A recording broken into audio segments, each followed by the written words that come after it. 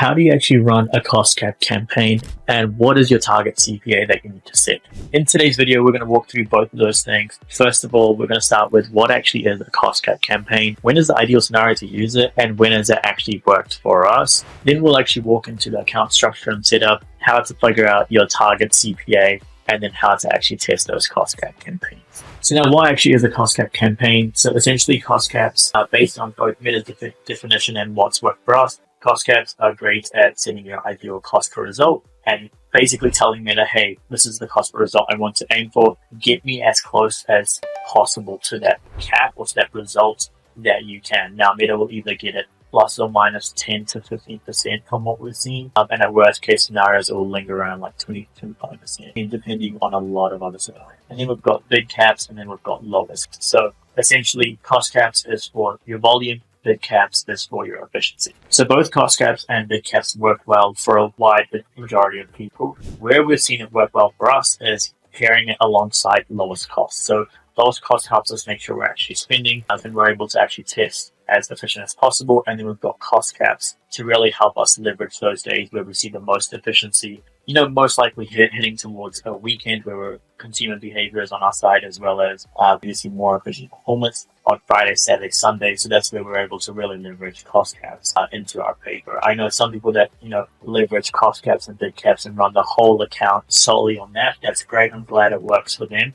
We've got it for some of our accounts as well, but it's not really the case for majority of our accounts where we're not able to actually leverage cost caps and bid caps for those particular accounts. Now, that's due to another situation that we can talk about later. So before we actually get into account structure and how to set your target CPA, let's actually figure out what your target CAC is for your brand. Now, this is a template actually made from Brad, who's part of Foxwell Founders and also the co-founder at WRK Marketing. They're a great marketing agency.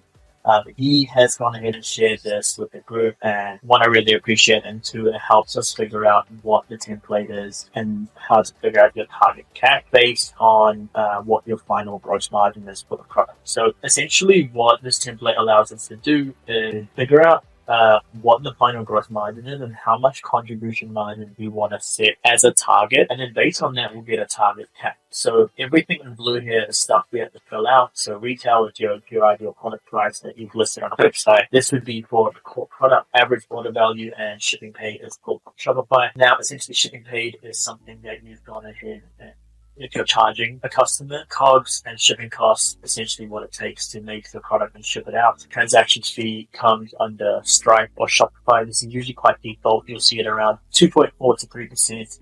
And then you've got fulfillment, which is essentially pick and pack. And cost of offer is, if you've got a new customer offer or an evergreen discount running on your site, then you want to make sure you include that here because that can be factored into the gross margin of the product. And then you've got total cost of delivery and then your gross margin for that particular product. This blue box here that we need to fill out is your target contribution margin that you want to aim for. Contribution margin essentially is your sales minus your variable cost, and essentially that's going to help us get our target CAC and target ROAS. Now, what I like to aim for and optimize for is target CAC. So if we're just aiming for something that's, essentially positive contribution margin, then we have a $65 CAC here that we want to aim for. So this is something we're going to be taking and using this as our essential cost per result when we're setting up our cost. And then we've got our target CAC. Essentially what we want to do is set up a CPO campaign for our cost caps.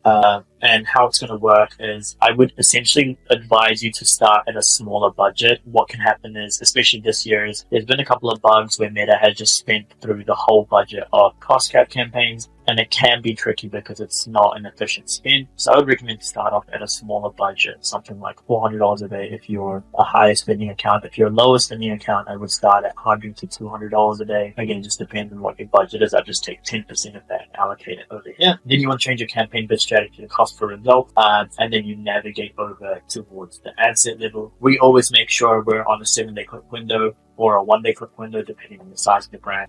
and also the average order value. Because for this brand, it's a slightly higher average order value, we're going to go on 7-min click. And this is where we're going to set our cost per result. At the moment for this brand, it's set at 95, but based on our media buying spreadsheet here, our target CAC is 65. So how I would go ahead and set this up is give Meta a 20% buffer in terms of how it actually can allocate the spend and the bid for this cost per result, and how it can actually effectively fight for you in the auction. So I would give it a 20% buffer for if your target CAC is. So in this scenario, I would go closer to maybe $80 here as a starting point.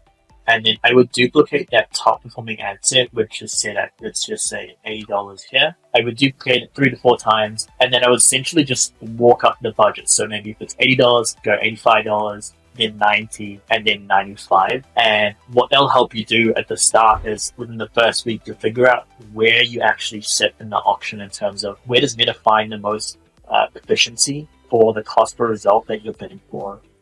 With the current creative you've gone live. So if it's at $85 and it's like, okay, great, we're able to get sufficient spend. We're spending maybe 70 to 80% of the overall budget, and we're seeing good results in terms of volume at $80 cost per result. Then let's go ahead and turn off the other ones, and let's actually launch our top performing creative or any new testing creative we want to into this campaign at that cost per result. So that's all for this video. Hope it was helpful. Again, thank you so much for watching. If this was helpful, please share it with a friend, a fellow marketer, or even family. Until then, I'll catch you guys next time. Cheers.